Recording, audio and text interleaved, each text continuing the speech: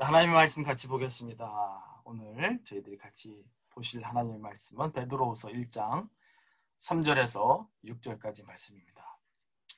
제가 본문을 봉독해 올리도록 하겠습니다.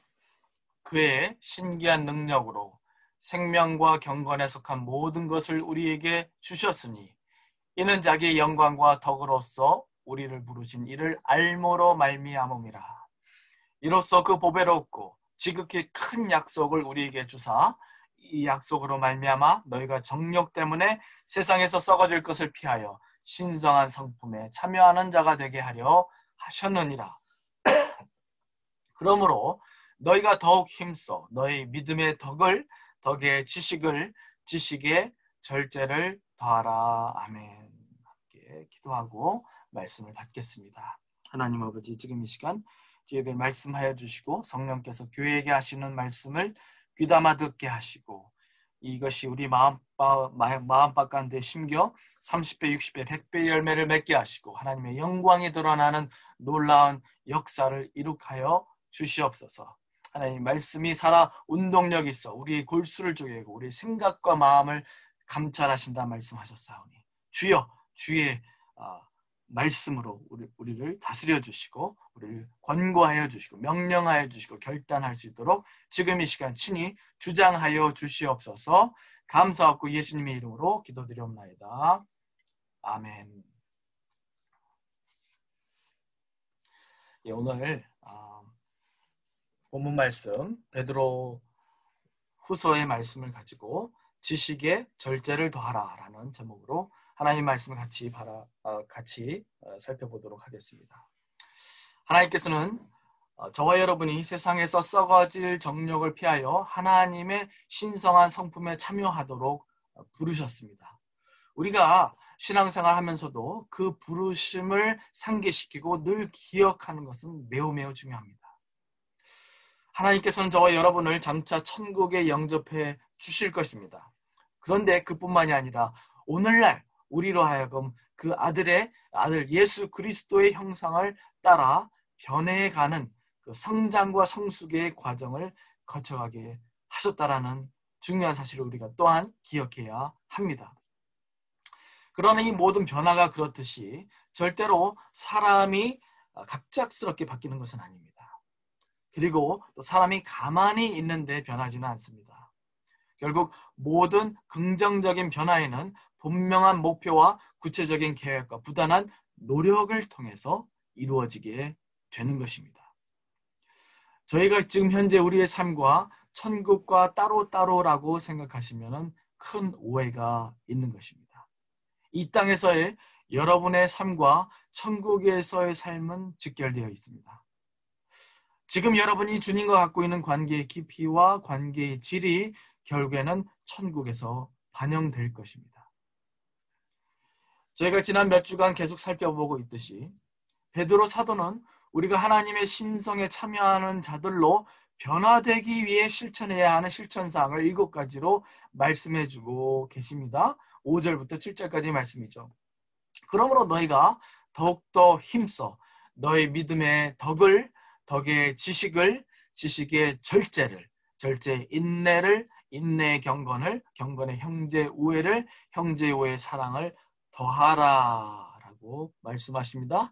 이렇게 할 때 우리가 열매 맺지 않는 자가 되지 아니하며 우리가 이렇게 하나님을 아는 일에 게으른 자가 되지 않는다.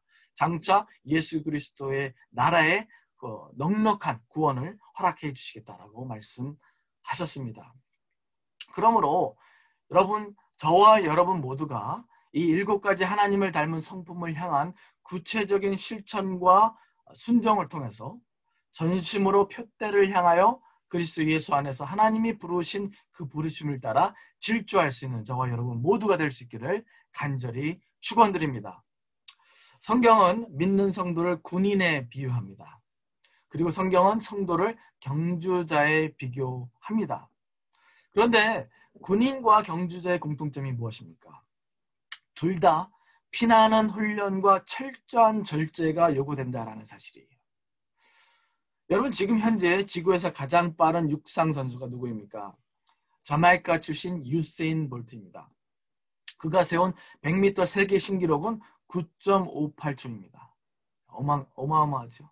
제가 고등학교 때만 해도 칼 루이스라고 미국 육상 선수가 9.99 해서 세계 신기록을 세웠는데 이제는 많이 앞당겨져서 9.58초. 유세인 볼트가 세운 100m 신기록을 2009년에 세웠는데 아직도 그 신기록이 깨지지 않고 있습니다.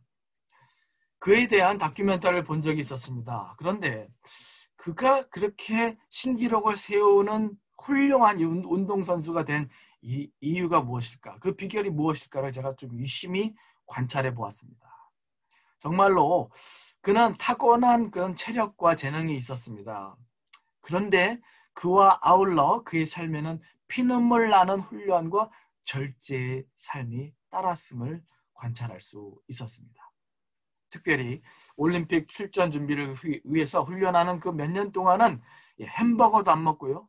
술을 입에 대지도 않고 눈이 오든 비가 오든 매일 규칙적인 일정을 가지고 우리의 상상 이상으로 훈련과 절제를 실천했습니다. 그것이 그로 하여금 금메달리스트, 세계 신기록을 세우는 영예를 얻게끔 하였다는 거예요. 제가 아는 어떤 집사님의 아들이 웨스트포인트 육군 사관학교에 입학을 했다고 합니다. 그랬는데 첫 학기가 중요하잖아요. 첫 학기가 시작하고 나서 처음에 한 번은 실수로 10분을 늦었다고 합니다. 그랬더니 어떤 일이 벌어졌을까요? 상상해 가십니까? 훈련관이 그 형제에게 70파운드 무게의 백팩을 등에 짊어매고 운동장을 10바퀴를 돌라고 해요. 그 이후로 그 형제가 단 한 번도, 졸업하기까지 한 번도 늦어본 적이 없다고 합니다. 이처럼 절제와 훈련을 통해서만이 최상의 성과와 열매를 기대할 수 있는 것이에요. 사도 바울은 이렇게 말씀합니다. 운동장에서 다름질하는 자들이 다 달릴지라도 오직 상을 받는 사람은 한 사람인 줄을 너희가 알지 못하느냐? 너희도 상을 받도록 이와 같이 다름질하라. 이기기를 다투는 자마다 모든 일에 절제하나니 그들은 썩을 승리자의 관을 얻고자 하되 우리는 썩지 아니할 것을 얻고자 하노라. 고린도전서 9장 24절 25절 말씀입니다. 여러분, 군사와 경주자가 승리와 영광된 면류관을 차지하기 위해서 자신을 쳐가며 절제하면서 철저한 훈련 과정을 통해서 그러한 영예를 얻게 됩니다. 그런데 마찬가지로 우리가 예수 그리스도의 제자들로서 우리 믿음에 임한 경주자들로서 우리가 하나님의 나라에 쓰임받기 위해서는 각별한 절제를 통해서 우리가 그 일들을 이루어낼 수 있다는 말씀을 우리가 기억해야 합니다. 사도 바울은 디모데에게 명령합니다. 경건에 이르도록 내 자신을 연단하라. 믿는 자들은 이런 연단과 훈련의 과정이 절대적으로 필요하다는 사실 성경이 우리에게 말씀하고 계셔요. 육체의 연단은 약간의 유익이 있으나 경건은 범사에 유익하다라고 말씀하고 계십니다. 피땀 어린 훈련의 과정을 통해서만이 성도가 하나님의 성품을 닮아가게 되어 있다라는 말씀이에요. 베드로 사도도 마찬가지로 오늘 말씀에서요. 믿음 위에 덕의 지식의 절제를 더하라고 명령하셨습니다. 저희가 훈련이라는 과정과 절제와 또 성령님의 도우심을 통해서 습득해 가야 하는 경건의 모습들이 있습니다. 그런데 그 중에 중요한 것 중에 하나가 바로 절제라는 것이에요. 여러분, 절제라는 것이 무엇입니까? 절제란 상대방과 하나님을 위해 자신을 절제하고 자신을 추스리는 모습을 절제라고 합니다. 때로는 하나님의 영광과 하나님의 역사 또 상대방의 유익을 위해서 자신의 권리와 자유마저도 내려놓는 모습이 절제의 모습입니다. 절제란 예스와 노를 분명히 하는 모습입니다. 하나님에 대하여서는 분명한 예스가 있고 또 죄와 사단에 대하여는 노를 분명히 하는 것이 절제의 모습일 것입니다.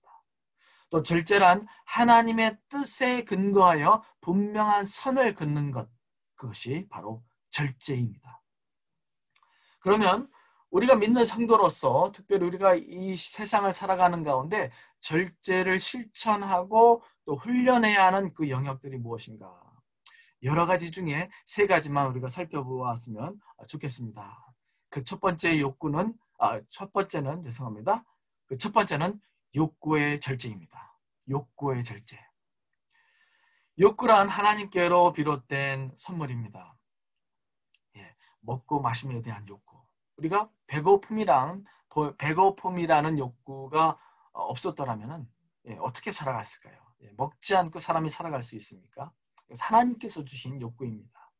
또 쉼에 대한 욕구, 취침이 필요하죠. 또 건강한 관계에 대한 욕구, 이것을 통해서 정신적인 그런 건강이 또 우리가 유지할 수 있습니다. 또 배움에 대한 욕구, 아름다움에 대한 욕구, 또 성에 대한 욕구, 이러한 기본적인 욕구들은 하나님께로 비롯된 기본적인 생존 장치입니다. 그런데 반면에 이러한 욕구 가운데 절제 없는 욕구의 어떤 그런 실천은 패망을 가져옵니다. 여러분, 브레이크가 없는 자동차를 상상해 보실 수 있습니까? 제가 과거에 우버와 리프트를 많이 해서 운전을 많이 해서 그런지 종종 1년에 한두 번 정도는 악몽을 꿉니다. 무슨 악몽을 꾸느냐? 차를 한참 운전하고 있는데 비탈길을 내려가는데 브레이크가 작동하지 않습니다. 그러다가 악몽에서 막 식은땀을 흘리면서 이제 꿈에서 깰 때가 있는데, 여러분, 절제라는 것이 마찬가지로 사람이 살아가는데 절대로 필요한 그런 안전장치, 브레이크와 같다라는 사실 우리가 기억해야 합니다. 그런데 일반적으로 사회에서 문제를 가져오고 또한 어려움을 가져오는 그런 현상들을 보면요, 많은 경우 욕망의 절제와 관련된 일들입니다. 한 예로 지난주 리버티 대학 총장의 사임 소식이 미국 주요 뉴스에서 보도되었습니다. 여러분 아시다시피 리버티 대학은 기독교 대학입니다. 미국에서 몇 손가락 안에 드는 유명하고 매우 잘 알려져 있는 대학 중에 하나예요. 56세인 제리 파웰 주니어 총장이 사임하게 되었다는 소식을 보도합니다. 근데 그 이유는 불륜의 문제 때문입니다. 하도 들어서 여러분 이제 충격적이지도 않으시죠?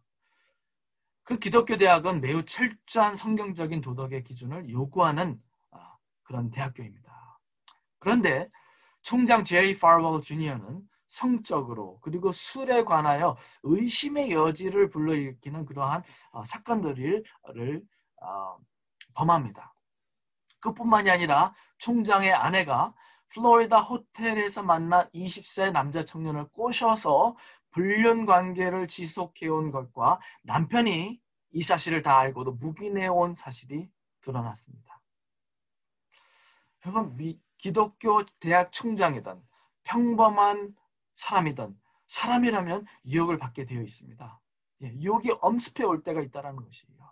그런데 그 가운데에 분별력이 흐려지고 절제를 통해서 내가 내 자신을 하나님의 뜻에 따라서 통제하지 않는 이상 우리가 이러한 수치스럽고 불명예스러운 일들을 피할 길이 없다는 사실을 우리는 알아야 합니다. 다른 말로 해서 욕구의 무절제는 해를 가져옵니다. 욕구의 무절제는 그리스도인으로서 열매 맺지 못하는 삶을 살게 만들고 영향력을 축소시키는 결과를 가져옵니다. 하나님의 성령을 통해 우리의 욕구의 브레이크 장치를 걸지 않는 이상 우리는 규모 없는 삶, 무력한 그리스도인으로 이 세상을 살아가게 될 것입니다. 절제라는 것이 이렇게 중요하다는 것입니다. 둘째로 우리는 말의 절제가 필요합니다. 말은 하나님께로부터 부여받은 권세입니다. 인간이 하나님께로부터 특별히 받은 그런 권세다라는 것이죠. 말은 사람을 살리기도 하고 사람을 죽이기도 합니다. 말이라는 것이 얼마나 중요하면 야고보 장로는 야고보서 3장 전체를 혀의 절제의 문제를 놓고 말씀하셨겠습니까? 혀는 곧 불이요 불의의 세계라. 혀는 우리 지체 중에서 온 몸을 더럽히고 삶의 수레바퀴를 불사르나니 그 사르는 것이 지옥불에서 나느니라. 여러 종류의 짐승과 새와 벌레와 바다의 생물은 다 사람이 길들일 수 있고 길들여 왔거니와 혀는 능히 길들일 사람이 없나니 쉬지 아니하는 악이요 죽이는 독이 가득한 것이라. 이것으로 우리가 주 하나님 아버지를 찬송하고 또 이것으로 하나님의 형상대로 지음을 받은 사람을 저주하나니 한 입에서 찬송과 저주가 나오는도다. 내 형제들아, 이것이 마땅하지 아니하니라 라고 말씀하고 계세요. 야고보 장로의 말씀에 따르면 너희가 어떻게 똑같은 입술을 가지고 복음을 전파하고 찬송을 하고 또 어떻게 똑같은 입으로 사람을 저주할 수 있느냐 라고 말씀하고 계시는 거예요. 잠언 18장 21절의 말씀에 죽고 사는 것이 혀의 힘에 달렸나니 혀를 쓰기 좋아하는 자는 혀의 열매를 먹으리라 말씀하셨습니다. 그러므로 사람이 할 말이 있고 안 할 말이 있습니다. 우리가 하는 말 가운데 사람을 살리는 말이 있고 사람을 죽이는 말이 있다라는 말씀이에요. 말과 혀는 하나님께서 우리에게 주신 특별한 권세임에도 불구하고 문제는 너무나도 많은 경우 우리는 그 권세를 남용하고 살아갑니다. 잠언 10장 19절에 말이 많으면 허물을 면하기를 어려우나 그 입술을 제어하는 자는 지혜가 있다라고 말씀하셨습니다. 이와 같이 성경은 거듭 말의 절제를 명령하고 계십니다. 전에 한번 말씀드린 바가 있지만 Back to the Bible 라디오 강사 Dr. Woodrow Crowell은 생각하고 말을 하라라고 말씀합니다.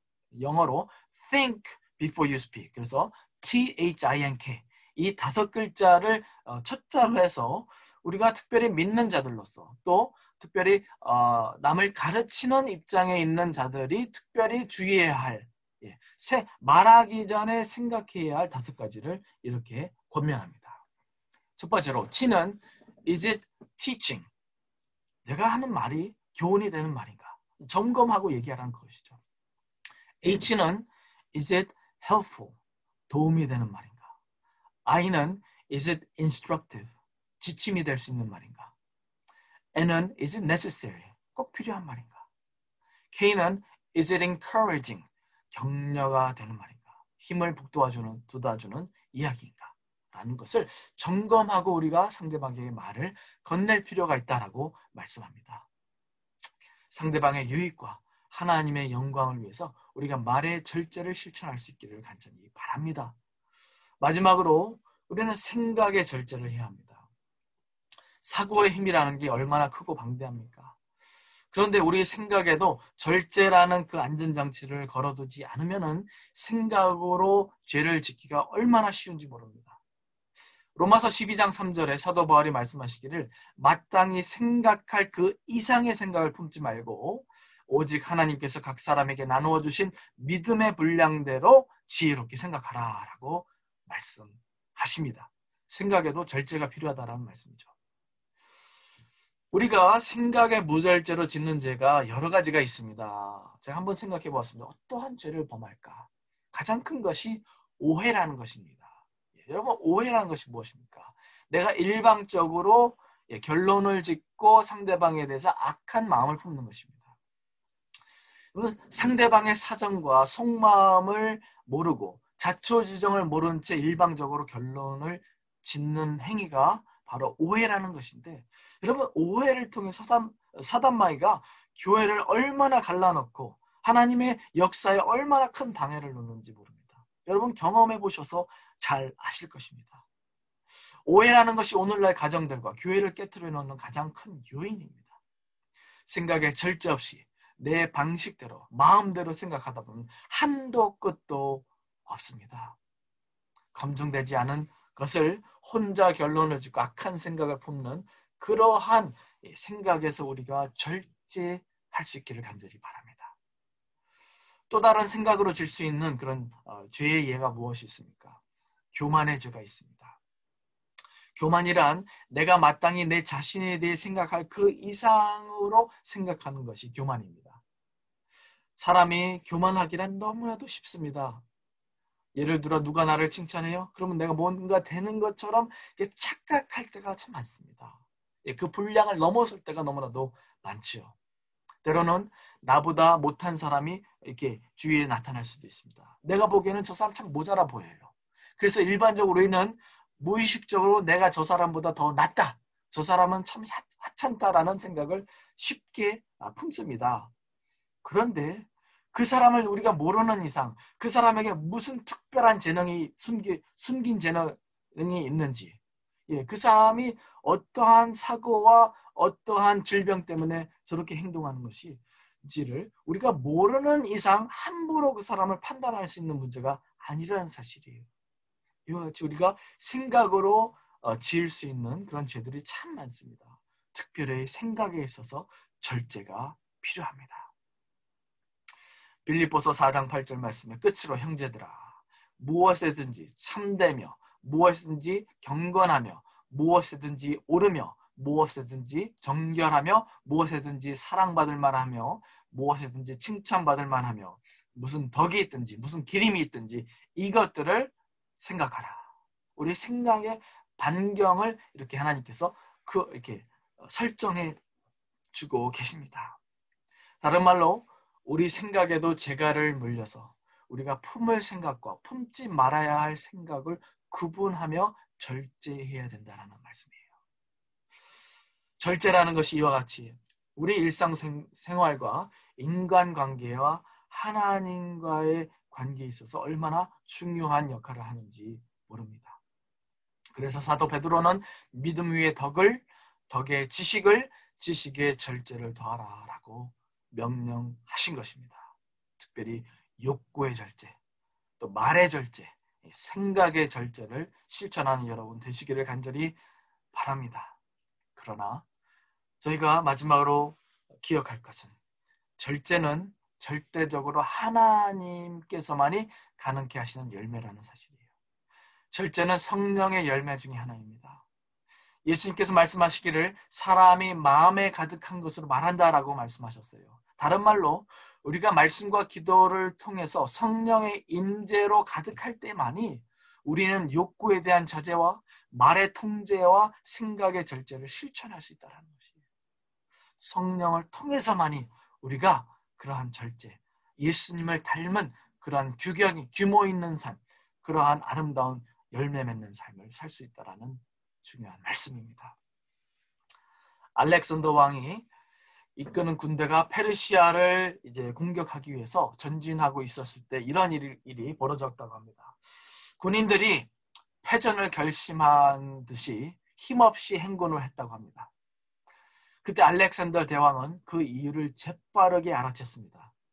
군인들은 여러 전투에서 얻은 노량물들을 몸에 잔뜩 지니고 있었던 거예요. 너무 몸이 무거웠던 거예요.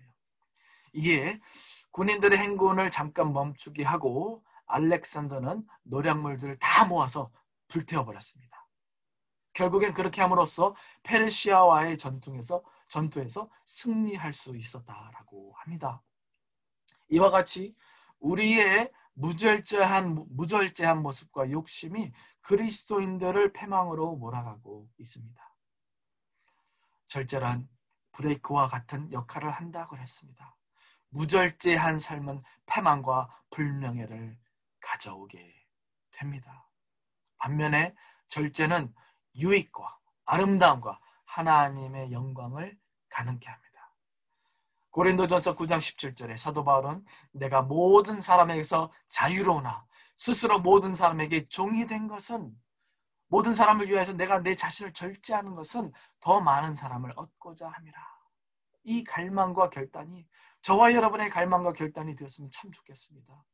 여러분, 우리가 사도 바울을 훌륭한 사람이라고 우리가 많이들 칭하는데 좀 여러 가지 훌륭한 부분이 있습니다. 그런데 그가 복음과 그리스도와 성도와 교회를 위하여 자신을 가리우고 자신의 권리와 자유를 절제하고 또 그것을 내려놓음이 아마 그를 사도 바울로 만들었던, 그가 하나님께 놀라운 쓰임 받게 만들었던 중요한 결정적인 원인이 아니었나라고 생각합니다. 바라기로는 저와 여러분 모두가 성령님의 도우심 가운데 여러분의 삶의 모든 영역 가운데 절제를 실천하여 모든 이들에게 유익과 생명의 전달자로서 살아갈 수 있는 저와 여러분 될 수 있기를 간절히 기도하고 소원합니다. 우리의 절제의 삶을 통해서 더 많은 안 믿는 영혼들이 그리스도를 발견하게 되는 놀라운 역사가 이루어지기를 간절히 기도합니다. 기도하시겠습니다. 하나님 아버지, 오늘 믿음 위에 덕의 지식을, 지식의 절제를 더하라라고 말씀하셨습니다. 하나님, 우리가 하나님의 은총과 성령님의 도우심에 그 역사가 없이는 절제 없는 삶, 절제 없는 언어 생활, 절제 없는 욕구의 충족을 추구하는 삶을 살 수밖에 없음을 지금 이 시간 고백합니다. 성령님, 우리를 다스려 주시고 말씀과 기도와 순종의 삶을 통하여서 주님, 우리가 절제된 삶을 통하여 더 많은 사람들에게 이득을 끼치고 하나님께는 더 큰 영광을 돌려드릴 수 있도록 인도하여 주시옵소서. 감사하고 예수님의 이름으로 기도드리옵나이다. 아멘.